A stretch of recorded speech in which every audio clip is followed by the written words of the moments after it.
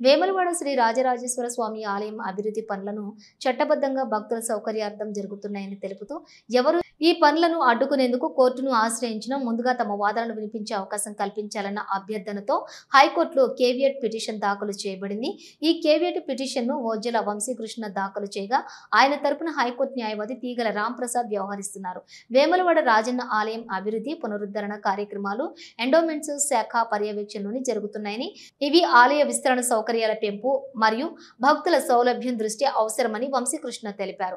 అలాగే ఆలయ పునరుద్ధరణ సమయంలో ఉత్సవమూర్తులను శ్రీ భీమేశ్వర స్వామి ఆలయానికి తాత్కాలికంగా తరలించడం ఆగమశాస్త్ర పరంగా సముచితమేనని, ఈ నిర్ణయం భక్తుల విశ్వాసాన్ని కాపాడే దిశగా ఉందని ఆయన పేర్కొన్నారు. ఓజ్జల వంశీకృష్ణ మాట్లాడుతూ కొంతమంది వ్యక్తులు భక్తులను తప్పుదోవ పట్టిస్తూ అభివృద్ధి పనులను అడ్డుకునే ప్రయత్నాలు చేస్తున్నారు.